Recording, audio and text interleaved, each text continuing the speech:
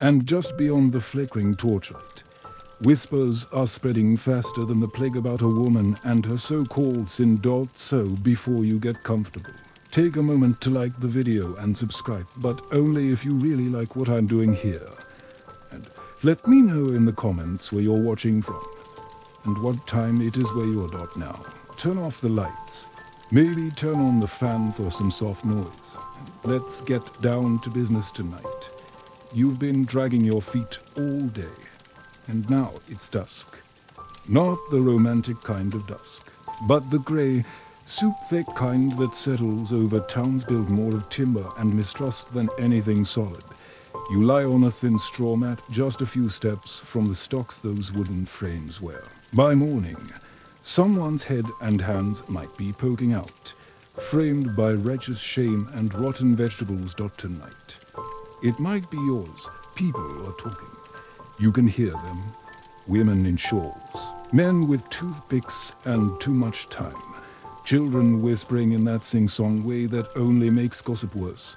Your name has been mentioned 4 times today before breakfast, and 7 more since supper. The accusation, adultery. Now, let's get something clear. In this particular village, let's call it Netherfog on the world. Because it sounds dreary enough, adultery doesn't have to mean what you think it means.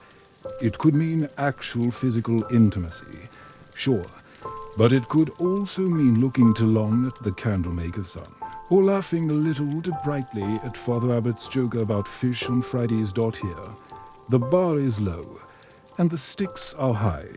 The punishment for adultery, well, it's not a straightforward stoning or burning. That would be too generous. No, the village prefers humiliation served lukewarm, with a side of sleep deprivation. You're to sleep, if it can be called that, right here by the town square, where the stocks creak and groan like old men with secrets. And that's when you hear her, old Brider, whose husband disappeared after she poisoned his stew with nothing more than passive aggression. She whispers to no one and everyone. She'll be in the barrel come morning. The barrel. Better a cockroach than what's coming. You remember the stocks, right? 2 planks of wood, hinged, with 3 holes, 1 for your neck, 2 for your wrists.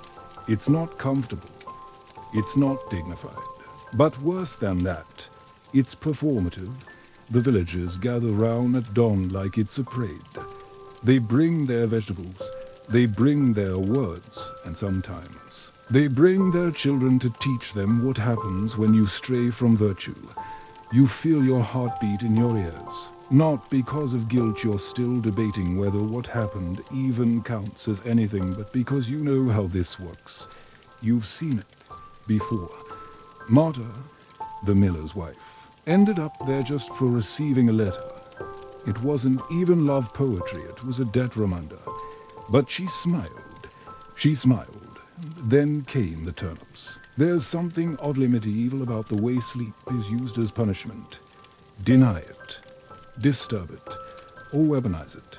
Here, it's both judge and jailer, and tonight, your sleep is on trial. Your mattress, a term used loosely, is stuffed with straw, blessed with 2 fleas, and placed precisely where the town gossips can walk by and whisper. But that's not the worst part. The worst part is you start wondering. You wonder if it would have been better to just do it. If the punishment is the same whether you sinned or not. Wouldn't it have been nice to enjoy the sin? Historians still debate whether these punishments were more about morality or about control of bodies, of stories, of women in particular. Some argue it was about the sanctity of marriage. Now is the quiet.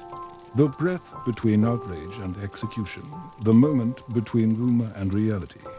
You close your eyes for a second, and then the bell rings. Not the church bell. No, this one smaller, handheld, rung by the town's moral warden, a man whose only authority comes from his ability to stay awake later than everyone else and own a bell. He announces, accused woman resting near the site of judgment. Let it be known. You open one eye, just one, Enough to see a squirrel chewing on something unidentifiable and a boy with a stick drawing a heart in the dirt beside your head. It reads, "Sinner." It could have been worse. The last woman got harlot. The bell stops ringing. The boy is called away by a scolding mother. The squirrel disappears, and you, somehow, start to drift again. Sleep in the Middle Ages was never just sleep. It was survival. It was silence. And tonight, you understand why people used to pray before bed, not to be spared in dreams, but to be spared from being seen. You pull your shawl tighter. Tomorrow brings barrels and turnips and judgment. But tonight, you sleep under stars that don't care who you loved or why. They just shine. You wake with a stiff neck, a sore back, and the distinct smell of boiled cabbage wafting from somewhere nearby. The village has already started humming with life. Chickens are screaming. Children are laughing with that suspicious glee that means they've probably seen something they weren't supposed to. And you're still lying next to the stocks. A human exhibit waiting for its label. Someone steps over your legs, not run over. They don't even apologize. You sit up just in time to see a man leading a goat into the church. It's probably symbolic, or a tithe, or both. Your stomach grumbles like a minor demon.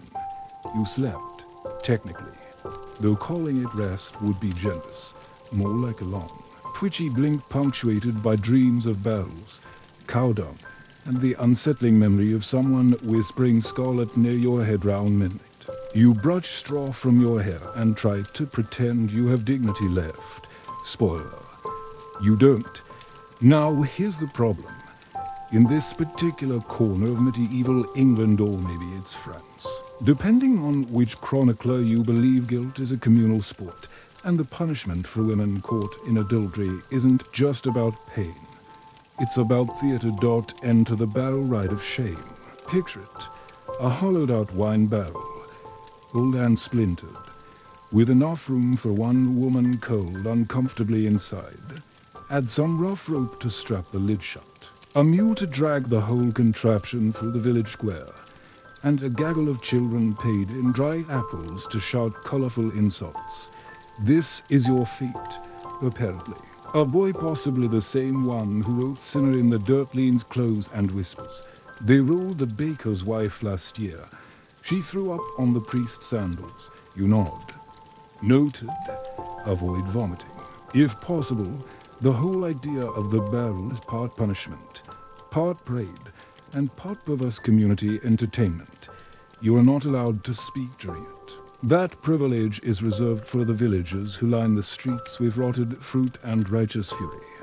Some will chant, others will pray, a few will throw coins, but only the sharp ones. And still, historians can't agree on the origin of the barrel ritual. Some claim it started as a Germanic cleansing rite. Others suggest it was a spin-off from pagan fertility processions, ironically repurposed to shame women for doing exactly what fertility rites used to celebrate. Either way, the record is blurry, the logic fuzzier, and the wood splinters unforgiving. You step forward, and the crowd parts like curtains on judgment. Inside the barrel smells of old wine, damp shame, and possibly onions. Someone has carved names into the interior. Elspeth, Marjorie, and now, presumably, you climb in, knees to chest. They slam the lid shut. Darkness, total, except for the tiny cracks of light through the planks, where faces will peer in and jeer. The cart jolts. The ride begins. You rattle through the village square, past the baker's stall, where the bread is crusty and the gossip crustier, past the church, where the priest crosses himself and frowns like you personally offended St. Peter, past the blacksmith, who yells, "She was hotter than my forge," to a mixture of laughter and scandalized gasps. And the noise is unholy. Bells, whistles, some sort of horn that sounds like a dying goose. A group of women sings a mocking lullaby. Roll, roll, the wicked one. May her dreams be full of none. Spin her, toss her. Guilt is done till her sins weigh half a ton. Your stomach lurches, the ride jolts over a rock, and your shoulder slams into the barrel wall. You taste bile. You do not throw up small victories. Then you hear it, a familiar voice, your neighbor, Alice. She once borrowed your needle and never returned it. I knew she was wicked, she shouts. You should have seen the way she hung her laundry. Sinful laundry. You're punished for laundry now. And this, dear listener, is where the absurdity reaches its peak. You begin to laugh. Quiet at first, then louder. A few onlookers blink. Confused? Laughter isn't part of the script. Guilt must be wept. Nod chuckled. A sharp knock on the barrel shuts you up. Eventually, the parade ends. You're dumped unceremoniously beside a trough. A man opens the lid. You blink against the sudden daylight like a mole dragged from its den. Clean yourself, he grunts. You splash cold water on your face. Your reflection in the trough is tragic. Hair like wet straw, eyes like tax collectors, soul like stale ale. You shuffle back toward your mat. Maybe even defiance. Maybe next time she'll question the rules before following them. Or maybe she'll just avoid barrels. Either way, you lie back down beside the stocks, exhausted. Sleep comes quicker now. Pain has a way of emptying the mind. You dream of barrels on hills, rolling endlessly. You are inside, then outside. Then the barrel is the world itself. You wake with a single splinter in your thumb. You're not sure what time it is. The sky is still gray, which means it could be early morning, late afternoon, or just permanently judgmental. You sit up, slowly. Your limbs ache like you've been trampled by a moral argument. The barrel is gone now, carted off for the next scandal. Or maybe just cleaned, repainted, and polished like a carnival ride. The town doesn't rest. It recycles shame like its sacred duty. Today, however, you're introduced to something even more insidious than the barrel. Something quieter, but no less effective. The cold bed punishment. It's deceptively simple. No shouting, no praise, just silence and solitude. 40 nights alone, no touch, no warmth. And if you think that sounds like a luxury, you haven't slept through a medieval winter on a wood plank with nothing but your own sins to keep you company. You're handed a rolled-up mat then as a lion led to the edge of the village, to a cottage that might generously be described as barely standing. It has one window, no firewood, and a wind that sounds suspiciously like it's whispering your name. This is where you'll sleep for the next 40 nights. They lock the door behind you. No food delivery, no visitors. If you want water, you fetch it from the well. If you want warmth, you build a fire. But there's no kindling. That's part of the punishment. Women accused of adultery weren't just punished physically, they were punished emotionally. Symbolically, the cold wasn't just weather. It was metaphor. You try to lie down. But the mat seems colder than the floor. You stare up at the ceiling, counting the cobwebs. 14, 15. One of them moves. You stop counting. Some historians say the cold bed punishment was more common in the north, colder climates, colder hearts. Others argue it was a tool of the church, meant to simulate poetry. Let her sleep as the damned do. One priest reportedly said in a 13th century record. Historians still debate whether this quote was literal or poetic embellishment added later by a particularly theatrical monk. Regardless, the result was the same: isolation. You survive the first night. Barely. You dream of warmth, of fireside laughter, of someone brushing their fingers along your arm. You wake with your fingers curled against your chest, as if cradling a memory that doesn't exist anymore. By night 3, you're talking to yourself. Nothing grand, just mutters. Don't trip. Boil the water first. Don't forget to cover the bucket. You're keeping yourself company. By night 6, you've named a beetle that crawls across your floor. Sir Clive. He's more polite than the priest. By night 10, the villagers forget about you. New scandals bloom. Someone's cow wandered into the herb garden. Someone else confessed to lusting after the blacksmith's daughter, or maybe the blacksmith himself. In a village like this, fidelity has the shelf life of curdled milk, and you keep sleeping in the cold, alone, listening to the creak of the walls, wondering if this is forgiveness, or just a longer sentence in disguise. Then comes the night of the frost. It rolls in without ceremony, just a bite in the air so sharp. Your breath starts forming ghosts.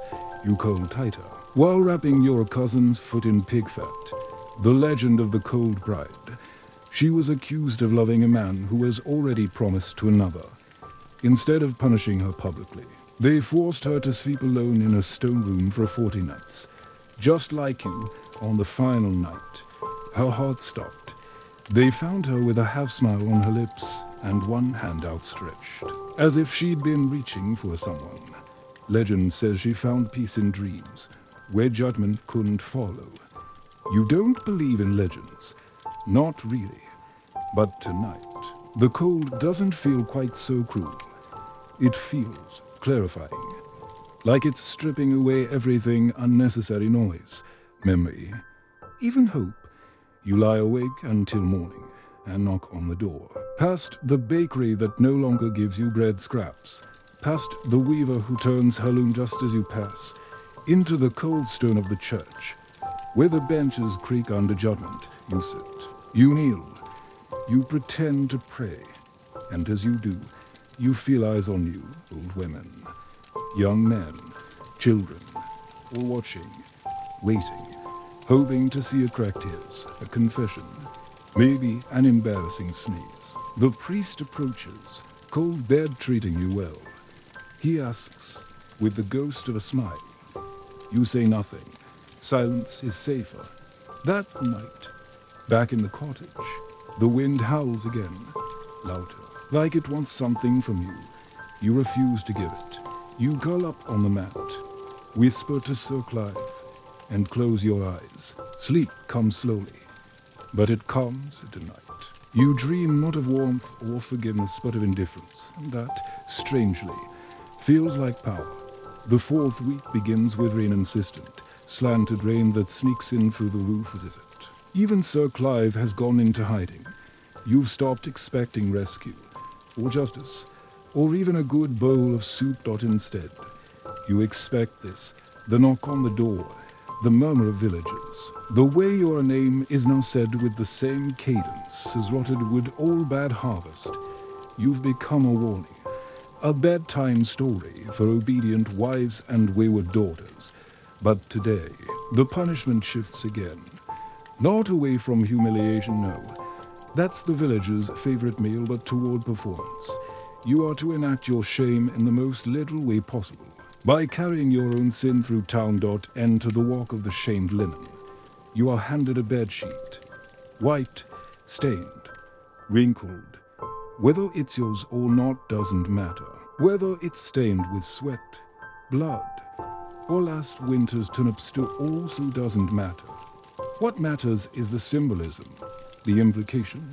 This sheet, they say, is proof. You are to carry it through the village, from the well to the church, back and forth, all morning, on display. You and the cotton canvas of your carnal betrayal. You clutch it like a flag, or maybe like a burden.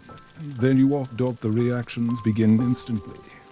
One woman gasps and covers her child's eyes. The child, naturally, peeks through her fingers. The blacksmith, why is it always the blacksmith, laughs and shouts. She washed her sins, but the stains remained. The crowd thinks he's clever. He repeats the joke twice. A boy offers to help you carry the sheet. He's 5. His mother slaps his hand, and still, you walk past the butcher, who gives a generous discount to virtuous wives, past the apothecary, who whispers that cinnamon can burn desire out of the blood, past the tavern, where the serving girl stares at you too long curious, maybe envious, maybe sympathetic. By your third lap, your arms ache, the sheet gets heavier, not physically, just symbolically. People add weight with their eyes, but somewhere between lap 4 and 5, you feel it, his strange shift. Your shame is no longer yours, it's theirs. You are no longer performing guilt, you're performing hindrance. This is theater, yes, but you're stealing the scene. You straighten your back, raise the sheet like a banner. That's when it happens. A dog stray, muddy, possibly named Lucifer, bounds into the square. It grabs the sheet in its teeth and bolts. The crowd gasps, you run. It's not graceful. You stumble. You yell. You chase a dog through town while dragging the last threads of your alleged reputation behind you. The dog runs into the baker's shop. You follow. And for a moment, just a flicker, everything stops. The baker, mid-need, stares at you. The dog drops the sheet. You pick it up. He nods, slowly, and says, "Want a crust?" You nod. He hands you bread. It is the kindest act you've experienced in weeks. You walk out, chewing crust, carrying the sheet. By lap 6, the crowd is smaller. By lap 7, it's gone. You fold the sheet. You sit on the church steps. You wait. No one comes. You sleep there that night, on the stone steps, using the sheet as a blanket, and in the quiet, you remember something else. The story of the woman who slept in the churchyard. In some towns, women accused of adultery were banished from their homes and forced to sleep among the tombstones. Not because it was practical, because it was poetic. Let her sleep among the dead. The punishment said, since she's killed her virtue. You remember seeing it once, as a child. A woman cold beside her grave, a lantern flickering. No one spoke to her. No one helped her. But someone left an apple on the grave. It rolled off in the night. Back then, you didn't understand. Now you do. But tonight, the church steps are empty. The dead don't judge. Only the living do. So you pull the sheet tighter. Feel the cold creep into your bones, and close your eyes, and you sleep. Not deeply, but defiantly. The morning arrives with no bell, no dog, no crowd, just the thin light of a sky too grey to bother being blue.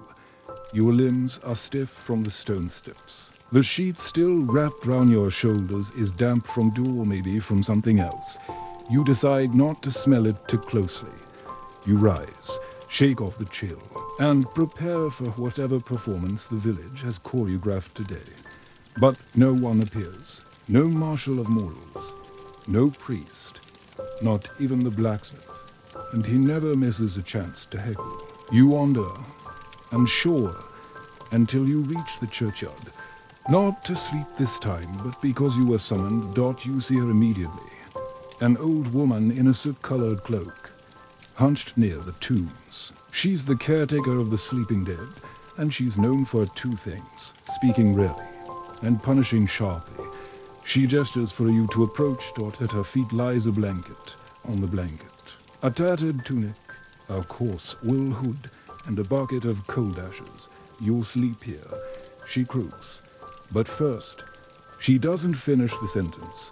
She just points to the tunic and then to the grave. You understand. You change clothes behind a stone angel. The tunic itches. The hood smells like wet firewood. When you emerge, she hands you a twig broom. You'll clean the sinner's stones, she says.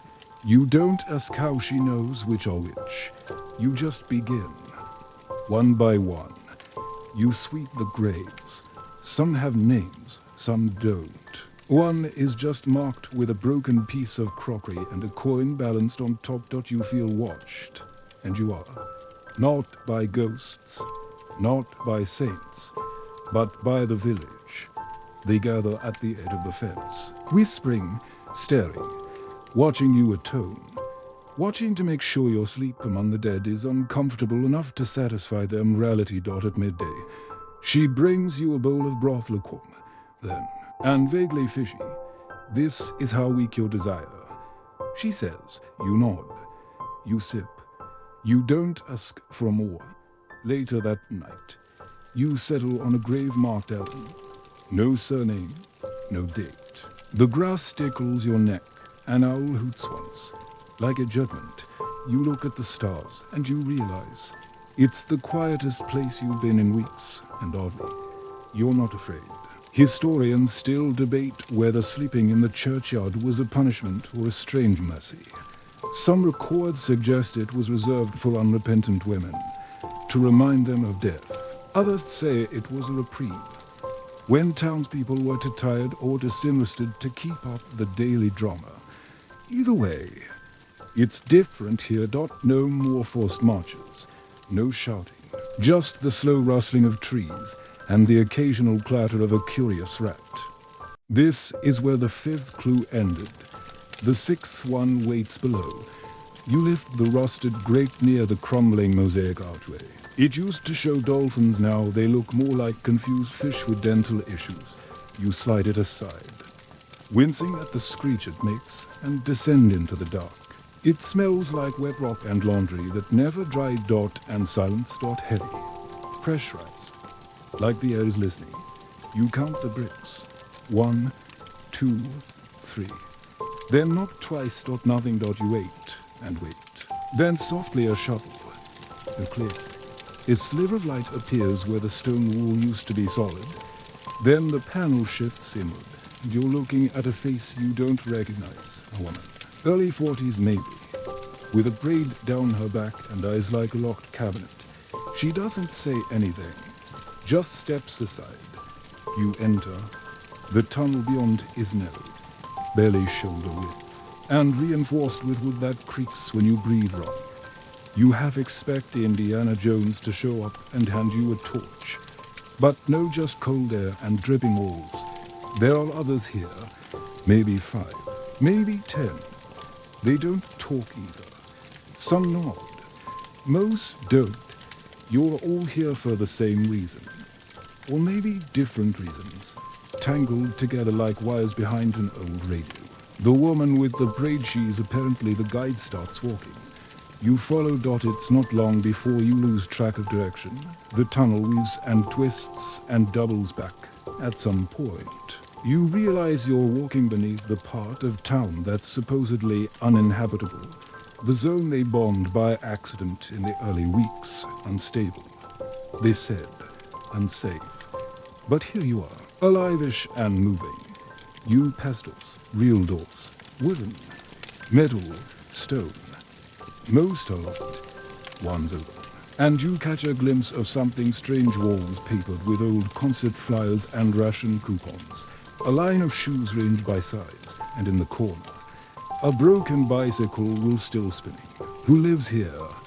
You don't ask. Eventually, you come to a chamber where the ceiling rises just high enough to stand up fully without hitting your head. The guide stops. She gestures toward a pile of crates. Rest.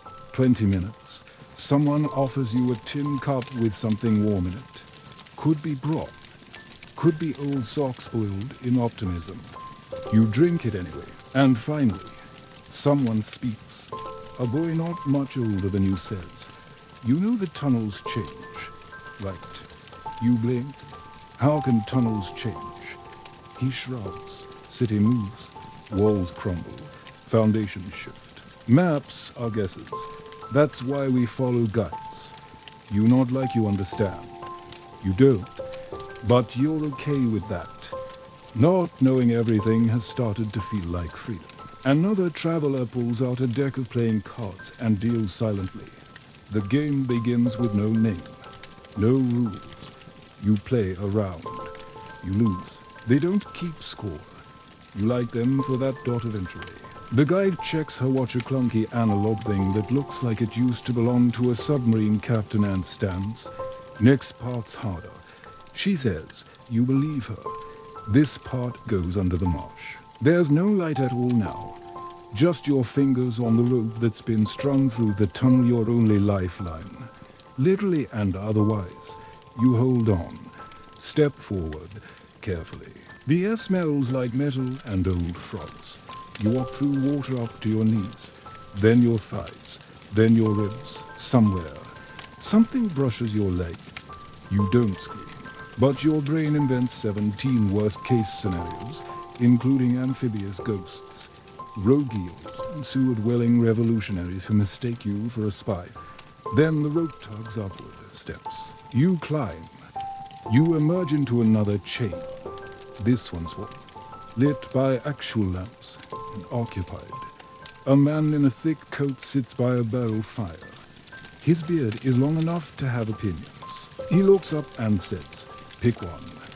Then he points to the wall. It's covered in maps. Hand-drawn, folded, corrected, annotated in 7 kinds of ink. One shows a route north, toward the mountain passes. Another curves west, back toward the coastal road you thought was gone. A third winds through abandoned metro lines. You look at the guide. These are real. She shrugs, real enough. Historians still debate whether these resistance cells existed as an organized escape network or if they were just overlapping flukes, unrelated groups that made it work. Some believe they were ex-military. Others claim they were opera singers and chess champions and board cartographers. You believe any of it. You reach for the mountain pass map. Not because you think it's the safest, but because there's a star drawn in the corner. Next to it, someone's written, "Marika took this one." You fold it carefully, as if creases can carry memory. And you whisper, just once, to yourself, "Okay, not okay like I'm fine. Okay like let's go." You wake to coughing. Not yours, the boy from the card game. He's curled near the fire, hacking like his lungs are trying to trade places with his stomach. No one panics, just one of those bunker-sounding, underground things people deal with. A woman brings him a cloth soaked in something that smells like honey and moss. He sips, grimaces, goes back to sleep. You tuck your newly folded map into your jacket. Press it against your chest like it might start glowing or praying or whispering the correct path in Morse code. It doesn't. Still. It's warmed up. The guide claps twice. Everyone stands. No speeches. No heroic decorations or rebel slogans. Just a shared notion. Like birds taking off. And you're off again through another tunnel. This one lined with old tiles from a demolished bathhouse. The word locks is carved above an arch, half buried in moss. Someone snorts. Yeah, luxury. They mutter. Hope I packed my gold-plated socks. You almost laugh. Almost. The tunnel's bend left. Then sharply right. Sometimes you climb. Sometimes you crawl. Sometimes you just sit and wait while a rat decides whether it wants the moral high ground or the literal one. Eventually, light filters in through a metal grate. Natural light. Real daylight. The first you've seen in what feels like weeks, but is probably just hours. The guide checks her watch again. Then the sky through a slit in the bricks. We're under Market Row. She says, you blink. Market Row was burned out months ago. It's a hollow shell now gave roots, blackened beams. The scent of desperation baked into the brick. You follow the group up a narrow shaft. The ladder here is just bits of rebar and optimism. But it holds. When you emerge, everything feels too loud, even the silence. The street's empty. But the buildings still hiss with the wind. Somewhere, a door creaks. Somewhere else, a pot clatters. You flatten yourself against a wall, like everyone else. Then you notice it movement in a second-story window. Not a person, just a flicker. A lamp, swinging. Once, twice stop, the guide nods. Signal received. Let's move. You don't know who lit the lamp, but someone up there is watching for you. You zigzag through alleys, keeping close to shadows, ducking past broken carts and fire-scorched walls. This part of the city looks like it gave up halfway through dying. That's sort of comforting. You know that feeling well. The map says the next tunnel entrance is under a burnt-out tailor shop. You find it. It's marked with a scrap of pink fabric. You pause, fingers brushing the edge of the cloth. Your grandmother was a tailor. Or maybe she just liked pretending she was one, always sewing socks with mismatched threads, insisting it gave them personality. You smile, because that's the kind of memory that keeps you whole when everything else is busy falling apart. Inside the shop, dust swirls in shafts of light. There's a dress still hanging on a mannequin, half burnt. But beautiful, the color's faded, but you can tell it used to shimmer. You wonder if it ever got one, or if it was just waiting for someone brave enough to walk out of a fire wearing it. Here, the guide says she shifts aside a broken floorboard, revealing stone rings set into the ground and an old well. Maybe. Or a coal chute. Either way, it goes down, deep. Next tunnel. Take it slow. It narrows. You go second, the boy who coughed. He goes first. He gives you a crooked grin as he lowers himself into the dark. Ladies first, he says, then vanishes. You follow. The walls get closer. The ceiling gets lower. You're moving hunched, then crawling, then sliding like a letter into a slot. The air tastes like chalk and old dreams. And then something strange. Heat. Real. Dry. Desert heat. You reach an opening suddenly. You're standing in a massive underground chamber. When you say massive, you mean it. It's cavernous, tall enough to fit an apartment building, wide enough for a train to do donuts in. And in the center, a fire. A real one. Controlled. Ringed with bricks. Fed with careful scraps of furniture. And people. Dozens of them. Sitting. Eating. Sleeping. Reading. One guy's playing what looks like a flute made from copper piping. This is it. The halfway place. One of the stories said something about this, that if you made it far enough. There were invisible cities underground, places where the rules broke down, where the ration books didn't matter and music wasn't illegal. Historians still debate whether any of these halfway sanctuaries were more than myth. Some claim it was just soldiers on rotation taking pity on lost kids. Others suggest these were rogue cells of retired builders and engineers who refused to choose sides and instead dug sanctuaries for whoever was brave or dumb enough to find them. You're here now, and that means you're either very brave or very dumb. But you're also alive. You sit by the fire. The coughing boy sits beside you, pulls a harmonica from his boot, and starts playing. It's not good, but it's something. The guide speaks softly to a woman with grey streaks in her hair and a voice like gravel. She points at your map. Nods. Then the guide returns. Hands you something small and metal. A compass. Not new, not fancy. Scratched all to hell. But when you open it, the needle points not north but west. Someone's carved an arrow into the face. Follow this, the mountain trail safer from the mines. Mines. You hadn't heard about mines, but at this point, you've learned. Nothing is free, and everything is laced with risk. You sleep in shifts. Someone brings you food, actual food.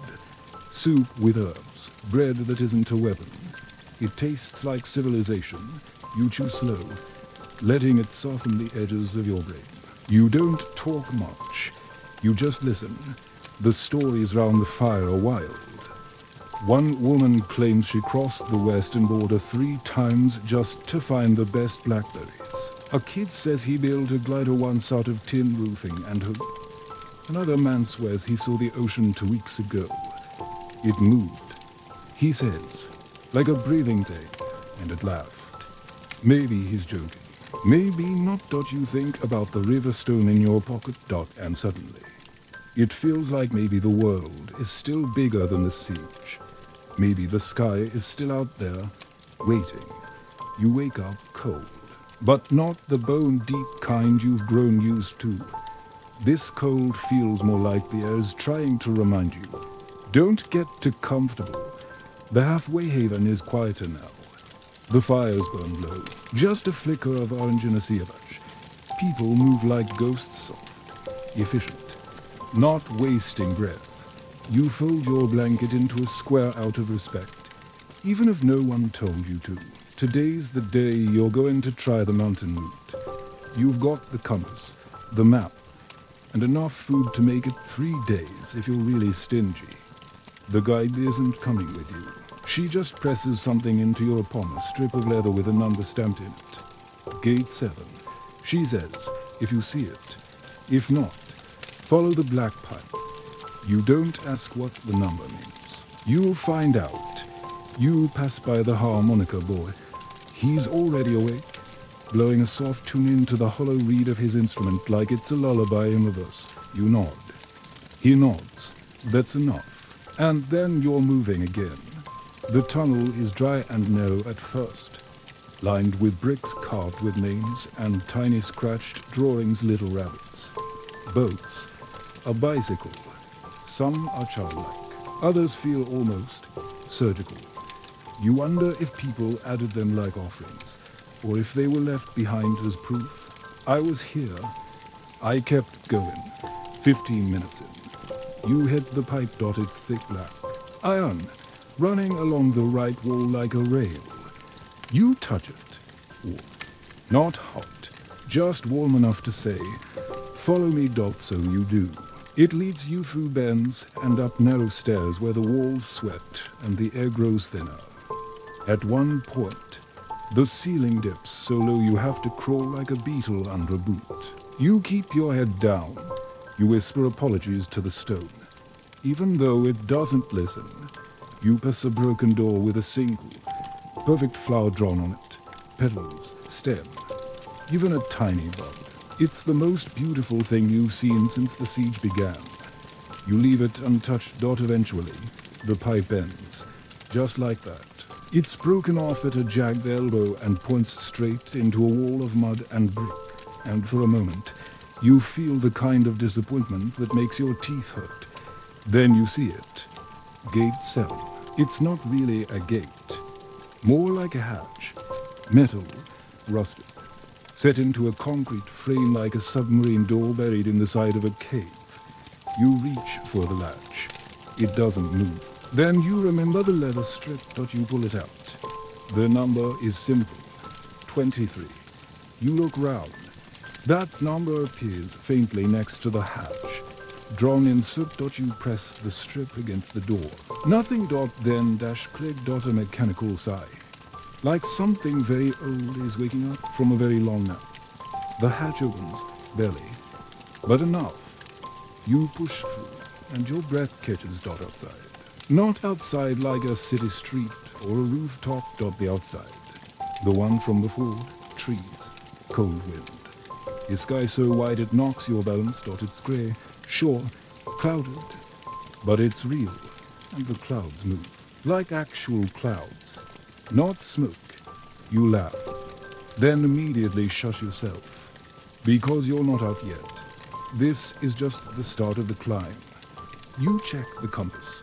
The needle wavers, then settles. West. You start walking. The path is rocky and steep. Carved more by foot traffic than by intention. You follow old boot prints and bent grass, keeping your eyes open for anything that looks like a trap or a sign or both. After an hour, you stop to rest by a boulder shaped like a turtle.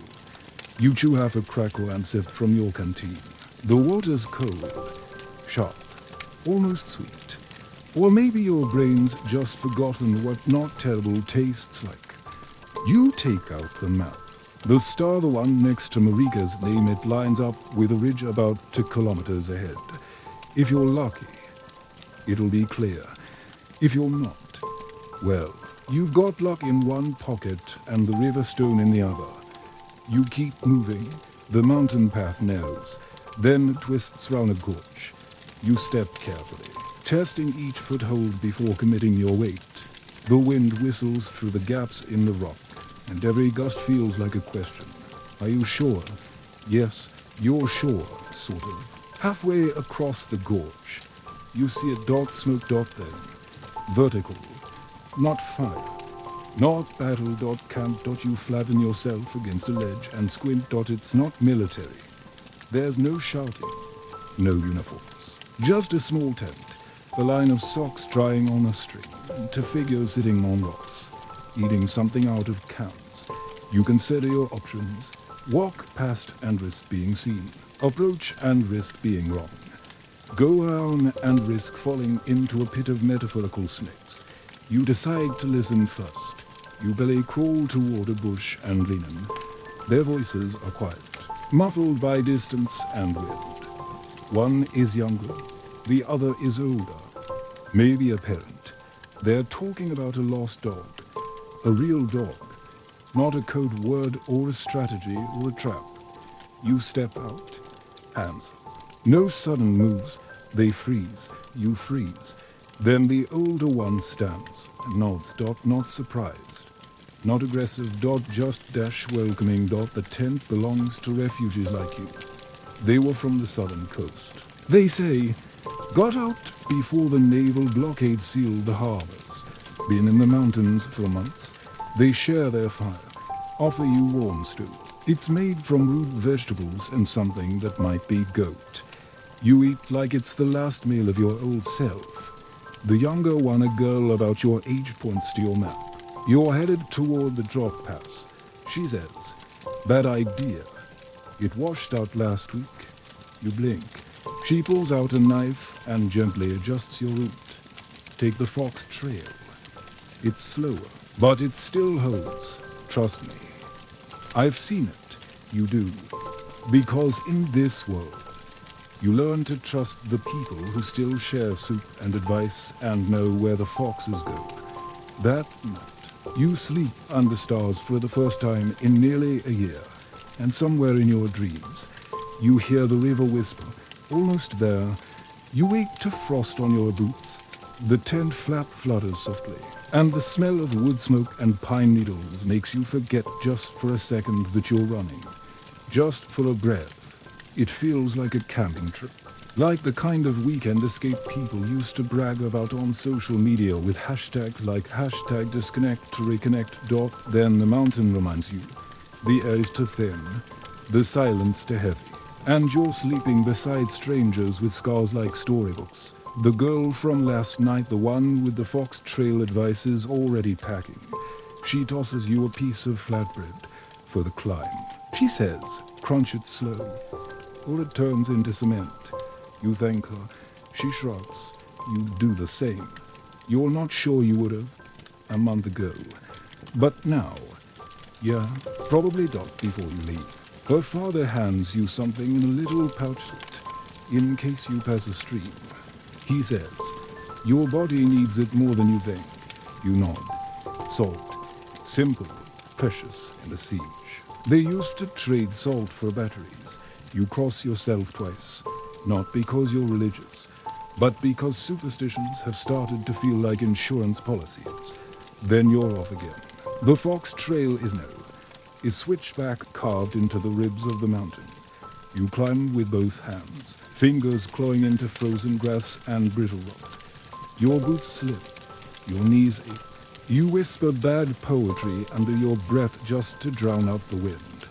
About halfway up, the ridge flattens into a ledge, and you spot it. A marker. A small wooden cross. You blink. No name. Just a carved date. Year 1. Winter. That's siege language. The first year. The first winter. Before things went full apocalypse. When people still thought this would be over by spring. You kneel by it. Brush away frost. Someone left a marble here, a green one with a blue swirl inside. It glows faintly in the light, like a bottled ocean. You leave it. You don't take things from graves, but you do whisper thanks. Just past the ridge, you encounter your first real obstacle of the day, a collapsed road bridge. The stone pylons stand like forgotten teeth, and the remains of the bridge dangle uselessly on the far side. You can see the metal rings, the shredded ends. The way the wind plays with them like loose violin strings. You look round. There's a log, a thick one, felled deliberately, angled like someone meant for it to serve as a balance beam. You test it with 1 foot. It holds. Barely. You begin the crossing. 1 step. Then another. It creaks like it's been waiting just for this moment to betray you. You keep your arms wide, knees loose. You try not to look down, but of course you do. It's a sheer drop, probably 100 meters, enough to make your bones nervous. You mumble something to the river stone in your pocket. You apologize to every tree you've ever broken a branch from. You promise the mountain you'll stop making fun of its name if it just lets you across, and somehow it does. When you reach the other side, you drop to your knees, laughing so hard your ribs hurt. A small triumph, one that tastes like survival, but as you catch your breath, you notice something odd. A piece of fabric, caught in a bush. It's blue. Embroidered, you recognize the pattern. It's a scout patch, and not just any scout. Malik. You hold it gently. The threads are weathered, but intact. Her trail is ahead. She made it this far. It hits you like caffeine to the soul. She's alive, was. Historians still debate whether any of the escapees from the third year push actually survived the route through these mountains. Some say the records were lost in the firebombing of the North Archives. Others believe survivors simply went silent to protect those still fleeing. A few even claim these escapees joined underground communities in the western valleys, building whole villages from abandoned train stations. You don't know the truth, but you have this patch, and it says, keep going. The trail turns slippery ice falling under the shade of jagged rocks. You slow your pace, testing each step. Then, suddenly, a noise, a sharp crack. You freeze above you. Stones tumble down, not a lot, but enough to spook you. You press against the cliff wall. Ears straining. Nothing. Then another sound louder. Closer. Voices. You duck behind a boulder. Heart slamming. 3 figures come round the bend. They're not military, but they're armed. Makeshift weapons, machetes, crowbars. One with a crossbow. You recognize the armband. Brown cloth. A single slash mark. Bandits. They don't look friendly. You wait. They pass without noticing you, but the weight of them lingers, like smoke on your clothes. This trail isn't just difficult, it's hunted. You double back a little, find a gap in the rock face, a narrow tunnel, almost vertical. Someone's carved arrows into the stone, pointing up. You climb. Hand over hand. Your fingers bleed. But you keep going. At the top, the world opens up. A wide plateau, and in the center, a collapsed structural radio tower. Bent like a crushed straw, the ground round it is scorched, blackened. But near the base, a shelter has been built, metal and stone, camouflage. You approach slowly. Inside. It's quiet, abandoned, but not for long. Still warm coals in the fire pit, and miraculously a tin cup, half full. You set your pack down. You sit. Just for a moment. You allow yourself to breathe. To feel the air is something other than enemy. To believe. Just a little. That maybe this map is more than ink and paper. It's a promise. One that's starting to come true. You wait to the sound of birdsong. Seriously. Actual birds. Like the kind with feathers and beaks that don't scream or explode. It's the kind of noise your brain almost forgot existed. Like finding your lost phone in the couch cushions after swearing you'd never see it again. The plateau smells like fresh earth, pine needles, and something faintly like wildflowers. Or maybe it's just the memory of wildflowers your brain made up because it was starving for normal. You stretch, and every muscle protests like you've been pulled from a coma and shoved into a mountain goat's body.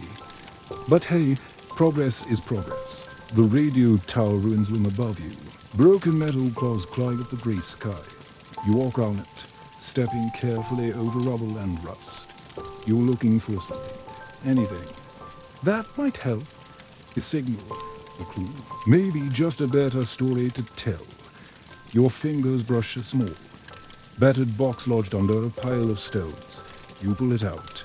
Inside, a handful of old batteries, cracked and leaking something that smells like burnt plastic. You stuff them into your pack anyway. Battery chemistry 101. Old batteries aren't just trash. They're potential energy. The last spark before total darkness. You keep moving. Ahead. The trail narrows again, cutting through dense brush and tangled roots. You hack at the branches with a sharp rock. Your makeshift machete. Each swing reminds you of all the ridiculous survival shows you used to binge watch, smug in your clean hoodie and well-fed belly. Spoiler alert. Those people had it easy. Halfway through the thicket, you stumble into something unexpected. A small, handmade shrine.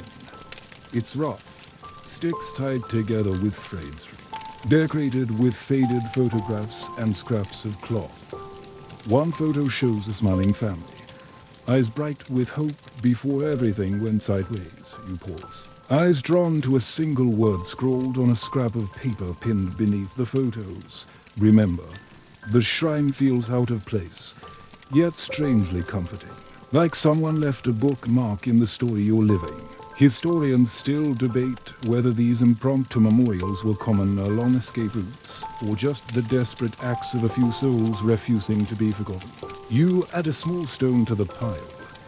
A quiet tribute to anyone who made it this far, but didn't make it any further. The trail opens onto a steep incline covered in loose gravel. You slip a few times, heart hammering as you fight for a purchase. At the top, the wind hits you full force, carrying the distant scent of smoke and something familiar.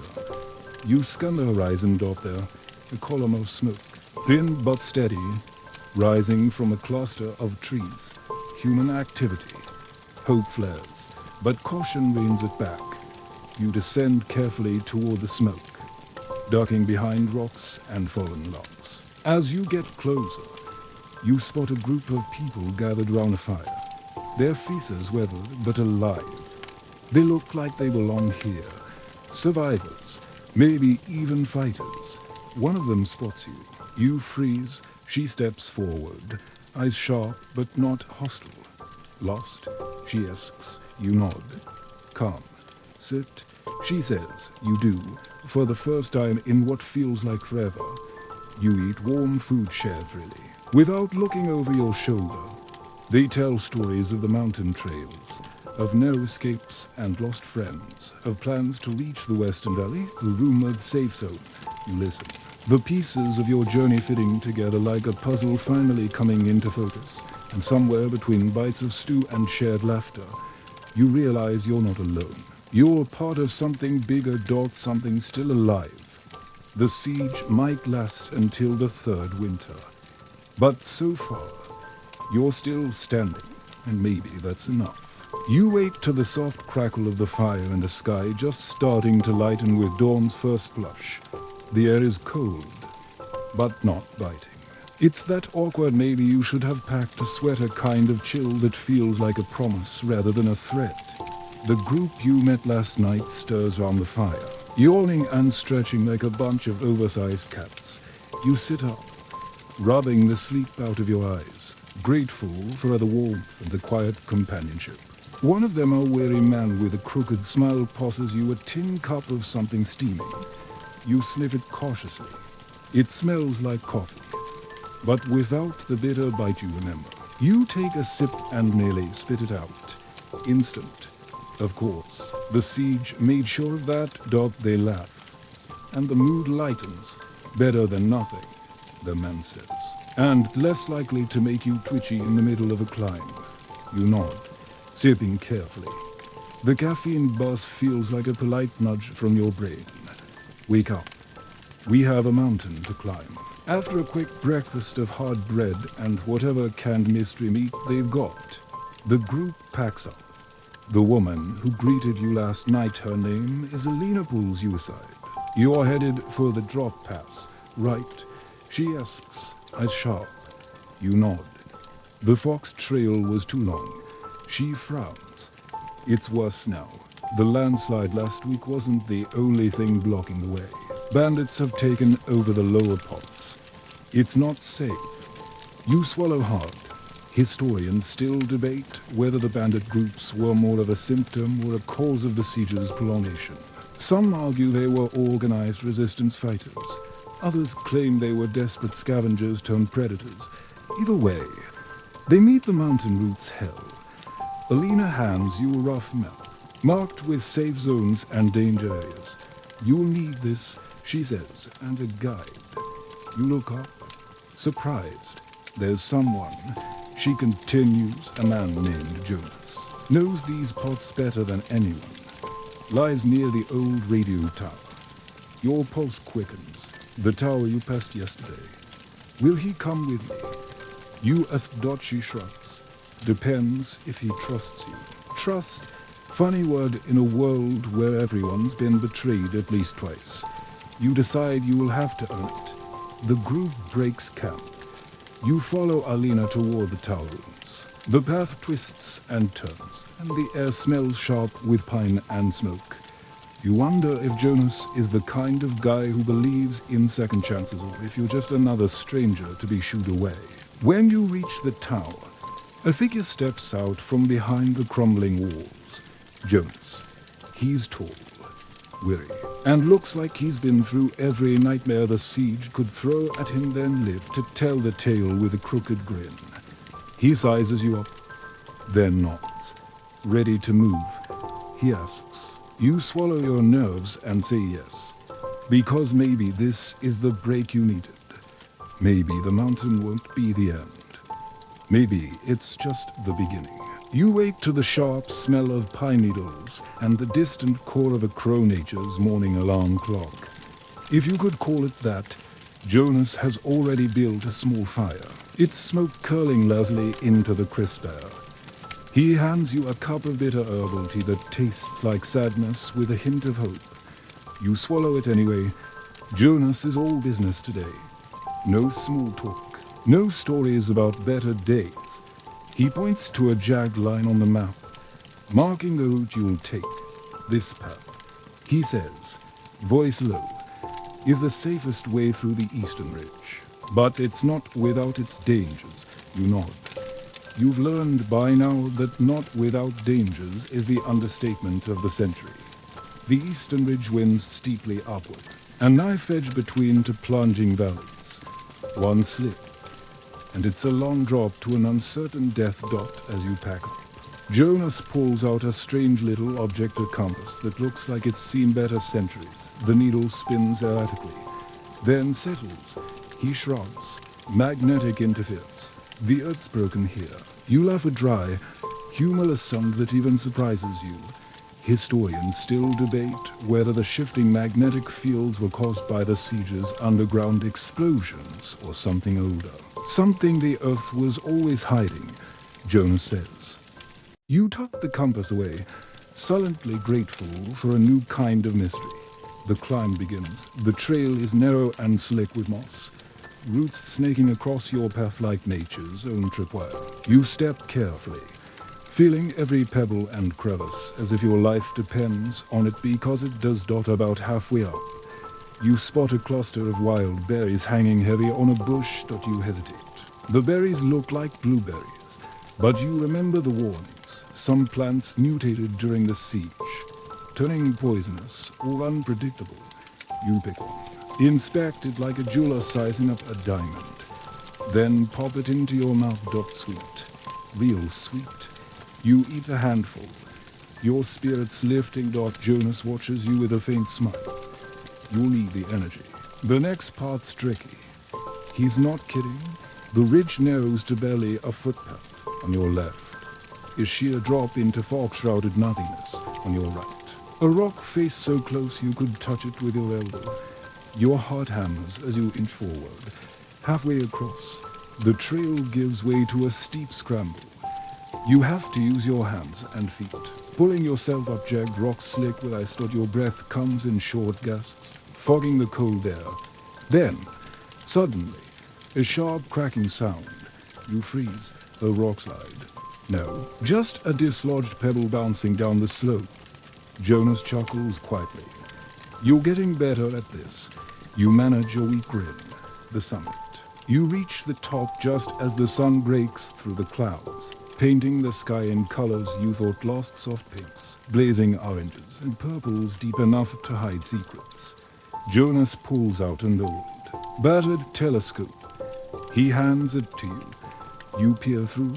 Down below, the world spreads out like a broken mosaic, patches of forest, shattered roads, and in the distance, smoke rising from a village still holding on.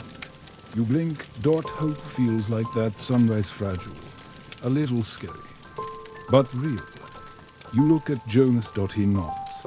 We're not done yet. You wake with the taste of ash in your mouth, the lingering ghost of last night's fire. The sun is higher now, golden, not warm, teasing your skin with a promise it won't keep. Jonas packs up silently. His movements precise and efficient, no wasted energy here, no room for mistakes. You wonder what stories his scars would tell if he ever felt like sharing. The descent starts rocky little. Loose stones and crumbling soil threaten to send you tumbling with every step. You grip the jagged rock face, fingers raw but determined. Halfway down, the trail twists into a narrow gorge, walls closing in like giant stone jaws. The air hums differently here, thicker, charged. You remember the compasses with behavior and wonder if this is why. You spot something shiny in the dirt, a rusted spoon, etched with initials. It's like finding a page from someone else's story, long abandoned, but still whispering secrets. Jonas pauses. Looking down, people left everything behind. He mutters, sometimes their memories are all that's left. You nod, feeling the weight of those lost lives settle in your chest. The gorge widens, opening onto a forest unlike any you've seen since the siege began.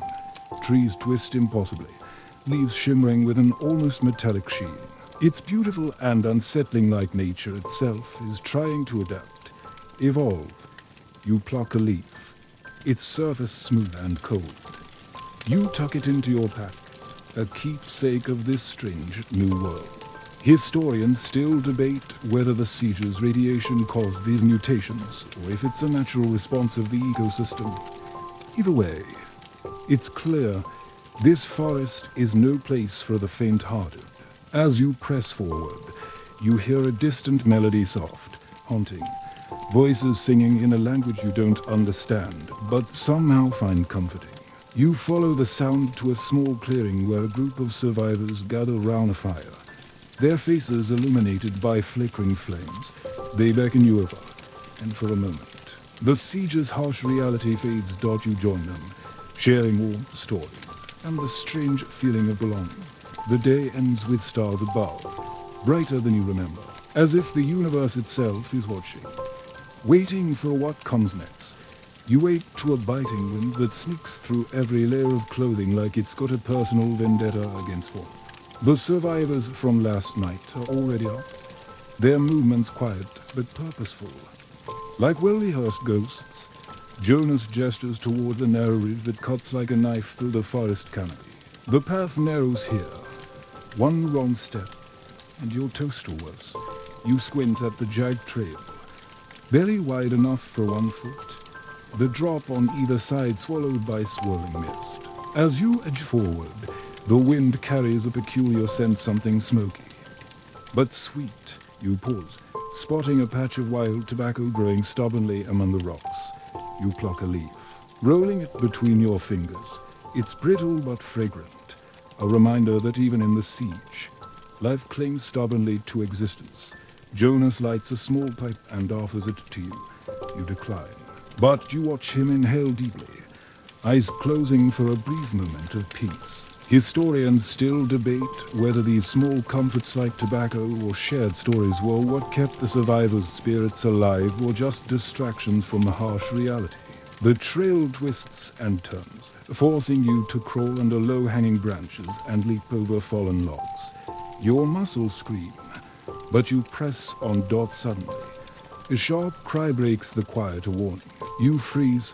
A small band of hostile survivors appears on the path ahead, armed with makeshift weapons and fierce eyes. Jonas steps forward, hands raised in a gesture of peace. Tense moments stretch thin as words are exchanged harsh, clipped, but surprisingly effective. You learn the bandits are guarding a hidden cache of supplies. Negotiations follow bartered food for passage. You leave with your pack a little heavier and your heart a little lighter, Dot, as you move on.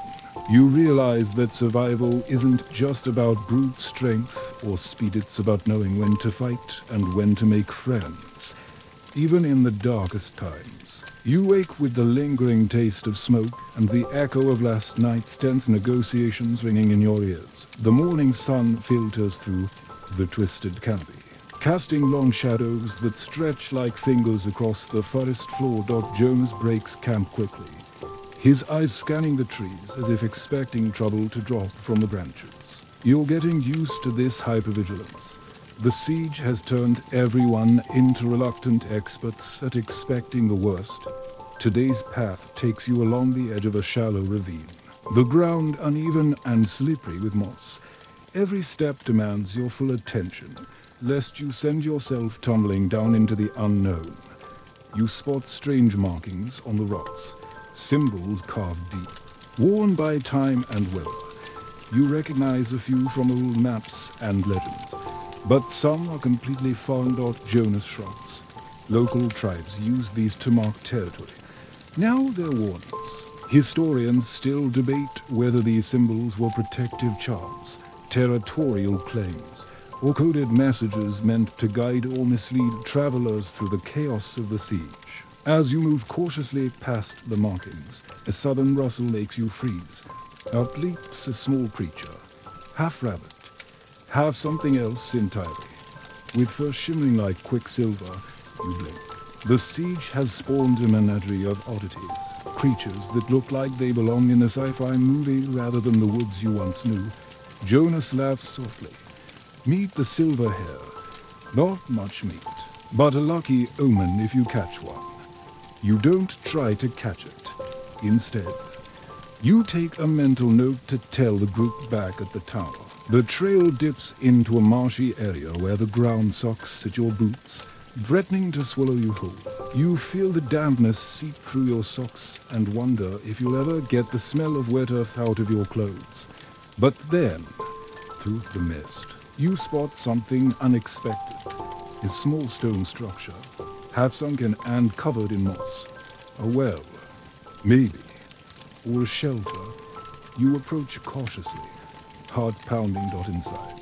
You find remnants of old supplies, rusted cans, a cracked pot, and a faded journal. You open the journal. Its pages brittle and yellowed. The handwriting is neat, deliberate. It tells the story of a man who lived through the early days of the siege, chronicling the slow unraveling of his world and his desperate hope for a future beyond the mountains. You read a passage aloud. We are the last, and yet we endure. The mountains do not forget, but perhaps they forgive. You close the journal, feeling a strange kinship with a stranger from another time. Maybe endurance is the only thing that truly matters. You wait to the distant rumble of thunder, the sky a bruised purple-gray, like nature's way of reminding you it's still in charge. The air smells of rain and dust, that electric tension before the storm breaks loose. Jonas moves quickly, packing gear with practiced hands, eyes darting nervously toward the looming clouds. You know what's coming. Storms in the mountains aren't just wet. They're ruthless. As you step onto the trail, the first fat drops splatter against your face, cold and sudden, jolting you awake. The path turns slick, mud sucking at your boots with every step. You slip, barely catching yourself on a null route. The rain falls harder, turning the forest into a blurry watercolor of greens and browns. Visibility drops. Sounds get muffled except for the steady drumming of water on leaves. You pull your hood tighter, heart pounding. The mountains don't care about your plans. A sudden flash of lightning splits the sky, followed by a thunderclap that shakes the ground beneath your feet. You and Jonas press on, moving faster, trying to outrun the worst of the storm at the edge of a narrow ledge. The ground beneath your feet trembles, a small landslide. Rocks tumble down the slope, crashing and kicking up clouds of dirt. You freeze, breath caught in your throat. Jonas shouts. Move. You scramble forward, heart hammering. As the trail narrows dangerously, you leap over a gap, landing hard but safe. The storm pounds round you, a reminder that nature isn't just a backdrop, it's a force that can erase you in an instant. When you finally reach a sheltered cave, soaked and shivering, you catch your breath. Jonas lights a small fire. The flickering flames a tiny rebellion against the storm's wrath. As you sit by the warmth, you think about how this relentless siege has shaped every moment, every risk, every narrow escape. Historians still debate whether the siege's environmental changes accelerated natural disasters like these or simply exposed the mountain's long-hidden weaknesses. Outside, the rain slows, the storm passing like an angry ghost retreating into the night. You close your eyes, feeling the steady pulse of survival beneath the thunder, and somewhere deep inside, you realize this mountain still holds secrets, ones you're only beginning to uncover. You wake to a calm so complete it almost feels eerie, the storm having passed like a ghost in the night. The forest around you gleams with wet leaves and fresh earth, sparkling like it's been scrubbed clean by the rain. Jonas is already moving, eyes sharp as ever, scanning the path ahead. Today, you're heading toward an old logging camp, abandoned long before the siege, but now a crucial waypoint. The trail winds through towering pines, their trunks slick and dark. You hear the distant sound of dripping water, a rhythm that somehow soothes your frayed nerves. The logging camp appears suddenly, nestled in a clearing like a forgotten relic. Rusted saws, toppled cabins, and stacks of weathered timber create an eerie tableau frozen in time. You explore cautiously, every creak and groan of the old wood setting your nerves on edge. Among the debris, you find a rusty axe, heavy, worn, but still solid. You tuck it into your pack, a tangible reminder that even discarded tools can become lifelines in this world. Jonas points to a half-buried crate, cracked open and revealing cans of preserved food, surprisingly intact. You grin, momentarily forgetting the siege's cruelty. As you rummage, you find an old radio, its dials cracked and lifeless. You twist the knobs out of habit, half expecting static. Instead, a faint, garbled voice breaks through. Your heart skips. Is it real? Jonas frowns. Old frequencies sometimes bounce through the mountains. Historians still debate whether the siege's underground cables could carry signals, or if this was just atmospheric interference playing tricks on desperate ears. You hold the radio close, a fragile thread connecting you to a world beyond these ruins. Packing quickly, you know this camp isn't a place to linger. The siege's ghosts lurk in every shadow. As you leave, you glance backwards, feeling the weight of those who came before. Cutters, survivors, and dreamers. The mountain holds their stories, etched in rust and stone, waiting for those brave enough to listen. You wake to a cold silence, the kind that wraps around you like a heavy blanket, comforting in its way, but also a stark reminder of isolation. The sun filters weakly through the trees, the day feeling more like twilight. Jonas is quiet this morning, his usual sharp eyes clouded with thought. You sense something's off, but don't press. In the siege, silence can be a shield. The path leads you into a dense thicket where the trees grow so close you have to squeeze between them, branches scratching your arms and face. Your pack catches on a low-hanging branch, and you curse softly. Jonas just smokes a rare, brief moment of humor. You push forward, feeling the forest close behind you like a living maze. Suddenly, the ground shifts beneath your feet, and you stumble into a shallow pit concealed by leaves and branches. You catch yourself on the edge. Heart racing. Jonas sighs. Trap. You look round. Spotting crude snares and tripwire signs someone's been here recently. Watching. Waiting. The siege has made the mountain not just a battlefield, but a web of hidden dangers. You carefully dismantle the traps. Each wire a reminder that trust is as rare as dry wood in a rainstorm. As you move on, you find a peculiar rock formation, a circle of stones, worn smooth and covered in strange glyphs. Jonas kneels to examine them, called rites. He says, some say these are places where the mountain spirits dwell. Historians still debate whether these sites were sacred gathering spots or simple markers for travelers long gone. You feel a chill, whether from the mountain's cold or the weight of history.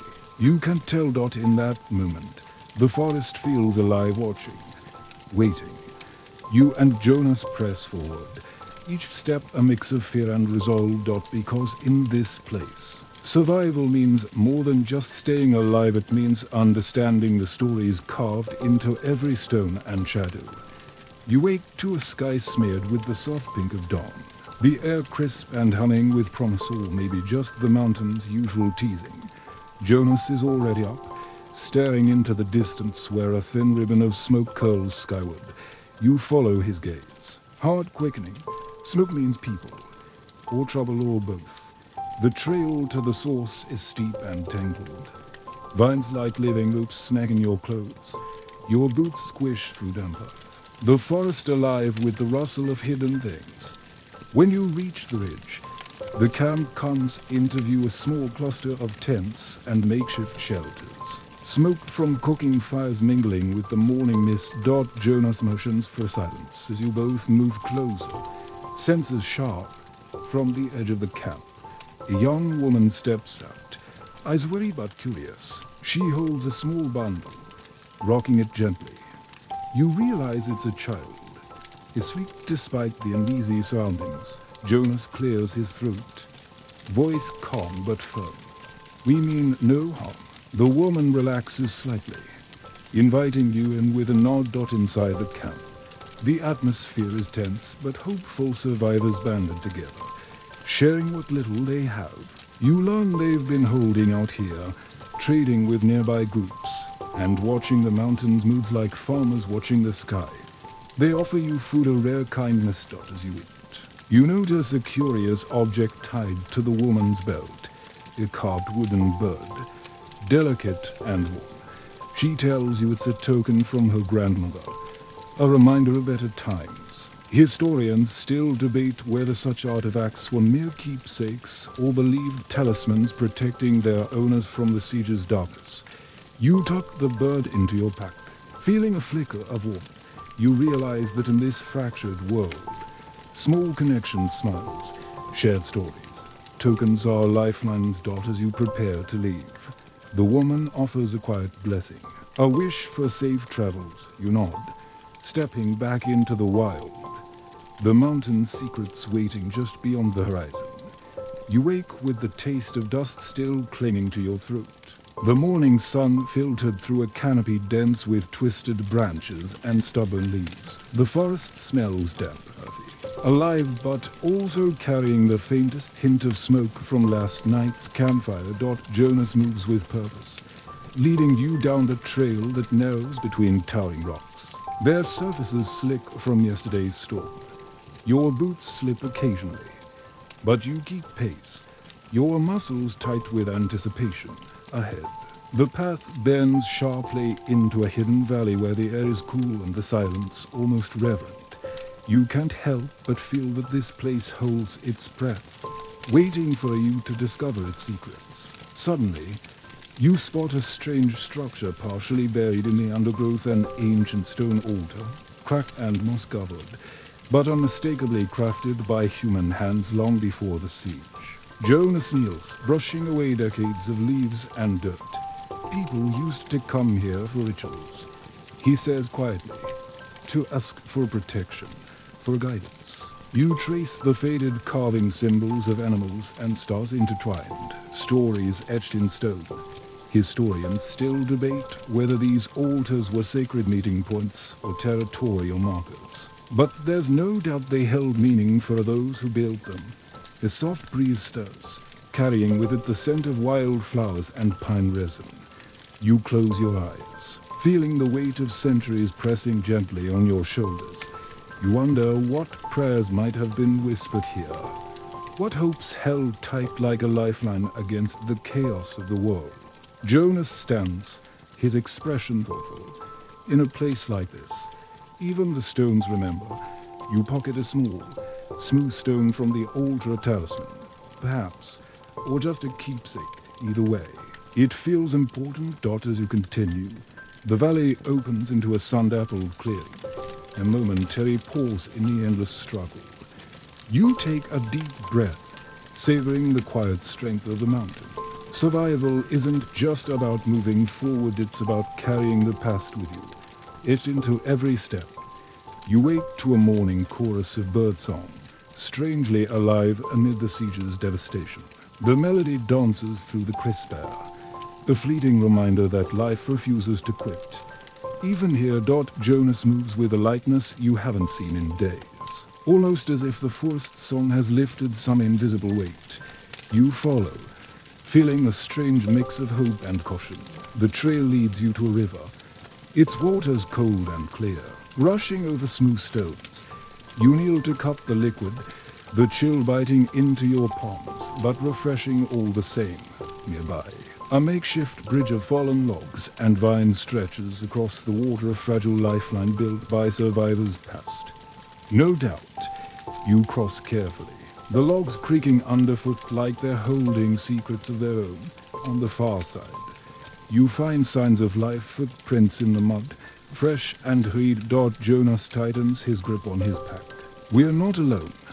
You tread softly, senses alert, as you push deeper into a cluster of ancient trees whose trunks twist toward the skylight. Gnarled hands. Suddenly, you stumble upon a clearing dominated by a massive, centuries-old tree, its bark scarred but proud, roots sprawling like veins into the earth. At its base, you discover carvings, names, dates, symbols etched by hands long gone, a kind of time capsule. You run your fingers over a name partially faded but still legible. Elias. Historians still debate whether these carvings were memorials, warnings, or simply a way for survivors to claim their place in a world turned upside down. You feel a quiet connection, imagining the person behind the name, their hopes and fears echoing through time. Jonas sets up a small marker by the tree. A silent tribute to those who came before and those still fighting to survive. You rest a moment. The ancient tree's presence a reminder that even amid chaos, roots run deep. The siege has stripped away so much, but some things like memory, resilience, and hope still grow stubbornly strong. You wake with the metallic taste of fear lingering at the back of your throat. The sky is a dull gray, and the mountain air carries a low, almost mournful hum. Like the forest itself is holding its breath, Jonas moves silently, his face taut with tension, eyes scanning every shadow like they expected to jump out and say boo. The path leads you through a narrow gorge where the walls seem to close in, the echoes of your footsteps bouncing off the stone like whispers from the past. The ground here is littered with old bones, animal and perhaps human, and the air feels heavier, charged with memories you can't quite place. You stop to catch your breath and notice a curious artifact half buried in the dirt. A worn leather satchel with strange symbols stitched into its flap. Carefully, you open it, finding faded maps and scribbled notes, some in a language you don't recognize. Jonas squints. This looks like a scout's pack. Someone tried to map this place during the early days. Historians still debate whether these early maps were reliable or deliberately misleading to protect secret paths and resources. You tuck the satchel into your pack, feeling the weight of lost knowledge now resting on your shoulders. Suddenly, a distant howl pierces the silence, sharp and unsettling. You glance at Jonas, whose eyes narrow. Wolves or worse. He mutters, You quicken your pace, senses heightened. As the forest seems to close round you, every twig snap and rustle a potential threat. The mountain siege has made the wild unpredictable. And in these moments, survival means trusting instincts over plans. You emerge from the gorge into a clearing bathed in pale light. The danger momentarily at bay. But you know it's only a brief respite. You glance back once, the shadows swallowing the path you came from. The siege's grip is unyielding, and every step forward feels like walking a razor's edge. You wake to the soft rustle of wind through the trees, carrying with it the scent of pine and something faintly metallic blood, or maybe rust. You can't quite tell. The morning feels charged, like the calm before a storm. Only this time it's not whether you're worried about Jonas moves cautiously, his footsteps barely making a sound on the thick layer of fallen leaves. Today's trail winds along a ridge overlooking a valley, where the remnants of a shattered village lie sprawled like broken bones. You peer down, spotting collapsed roofs and charred beams. The telltale signs of fire and violence that marked the early days of the siege. Among the ruins, you find scattered personal items, a child's toy, a cracked mirror, a twisted spoon, remnants of lives interrupted. You pocket a faded photograph of a smiling family. Edges curled and colors faded, but still alive with memory. Historians still debate whether the village's destruction was a strategic act by the besiegers or a tragic consequence of desperate survivors clashing dots as you explore. A sudden movement catches your eye, a pair of glowing eyes staring from the shadows. You freeze. The creature steps forward, a large wolf. Its coat mottled and scarred, but eyes sharp and intelligent. Jonas whispers, "It's one of the siege wolves, part wild, part something else." You recall tales of animals changing during the siege, adapting in strange and sometimes frightening ways to survive. The wolf doesn't attack, instead.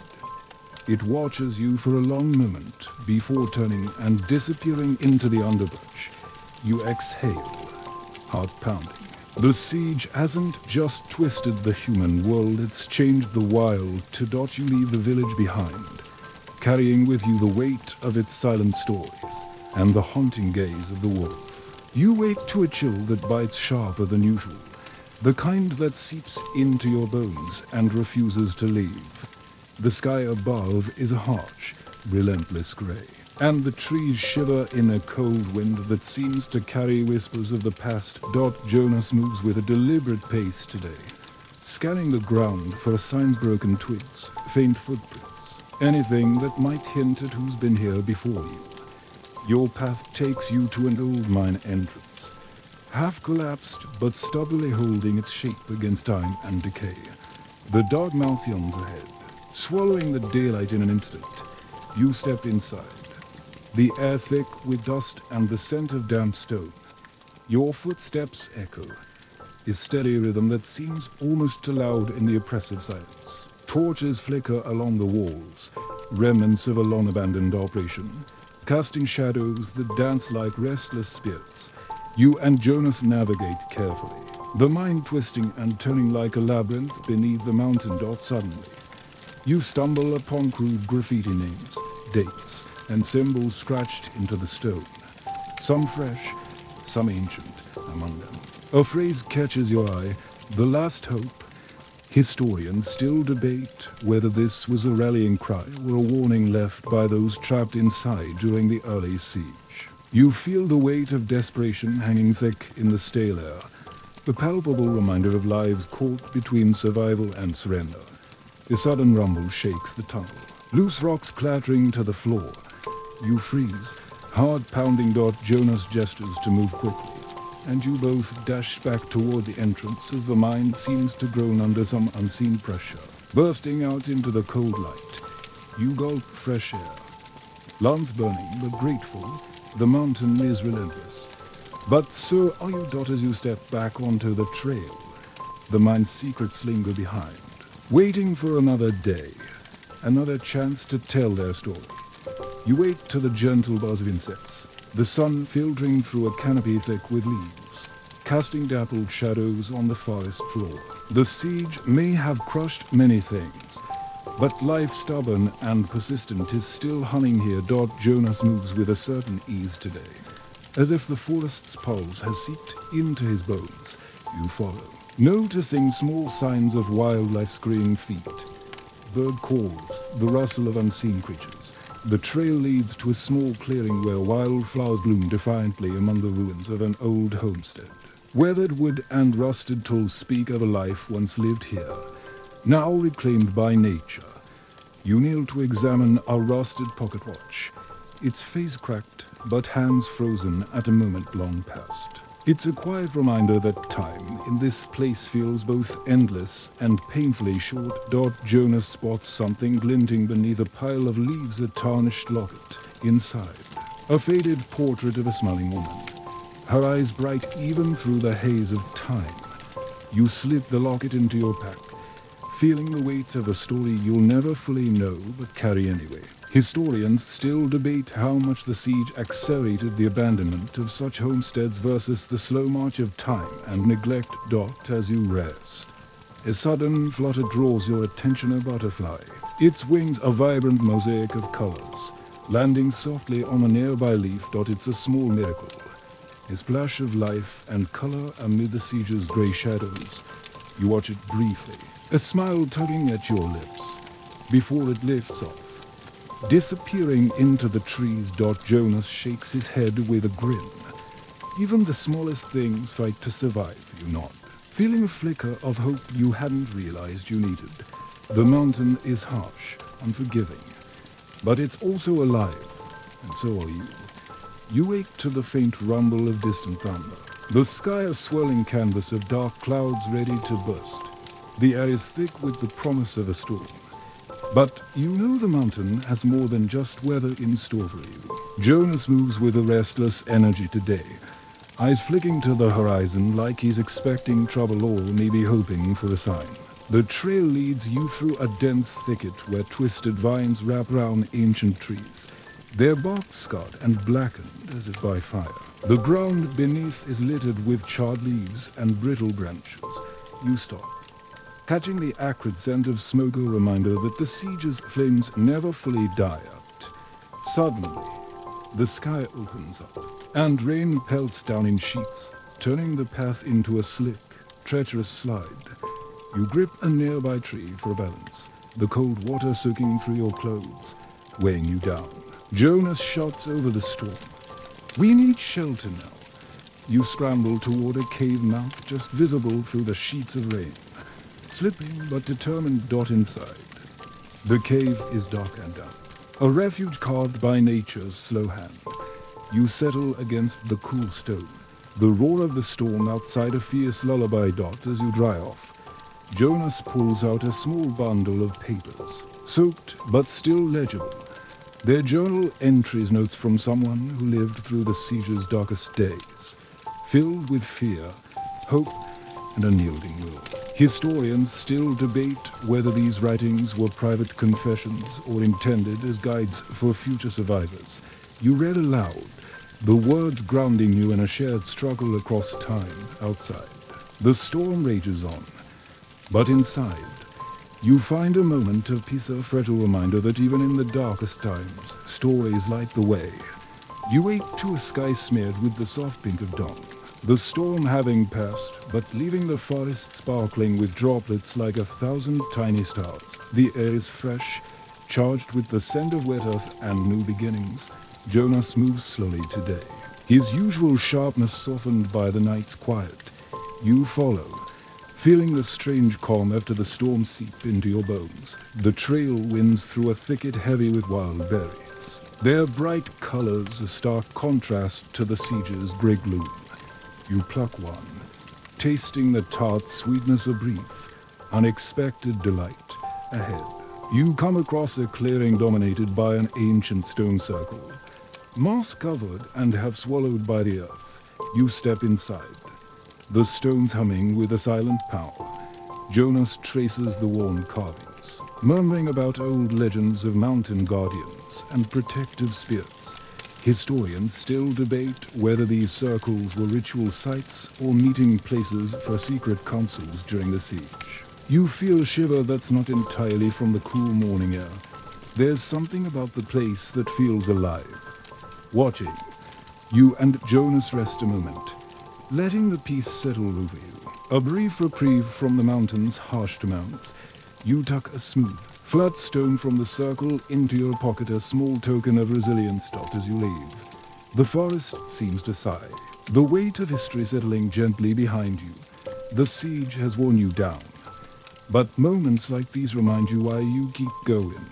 For beauty, for mystery, for the unbroken spirit beneath the rubble. You wait to the gentle hum of the forest, a quiet melody weaving through the leaves and branches. The siege has dulled many things, but the forest song remains steady, soft, persistent. Like a heartbeat you can't ignore. Jonas leads you through a tangled grove where light filters in patches, casting shifting patterns on the ground. The air is thick with the scent of moss and wild herbs, and you feel a sudden urge to breathe deeper, to drink in this moment. The trail opens into a forgotten cemetery, headstones cracked and tilted, names worn smooth by time and weather. You trace your fingers over the faint inscriptions, feeling a pang of connection to lives lost but not forgotten. Among the graves, a single flower blooms a bright splash of red amid the grey stone. Jonas kneels, placing a hand gently on the earth beside it. Historians still debate whether this site was sacred before the siege or became a memorial afterward, but its quiet power is undeniable. You find a small carved wooden cross, half buried near the base of a tree, and tuck it into your pack, a reminder of faith and endurance as you rise. The soft breeze stirs the leaves, and you swear you hear whispers carried on the wild voices of the past reaching out. You and Jonas exchange a glance, a silent acknowledgement that the mountain holds its memories close. The siege may have taken much, but it cannot erase the stories etched into this land. You walk on, carrying the weight of those stories with you, heavy but precious. You wait to a muted sunrise, the pale light filtering through a mist that clings stubbornly to the mountain slopes. The world feels hushed, as if holding its breath, waiting for something hope, maybe, or an end. Jonas moves with a quiet determination, his eyes distant but focused.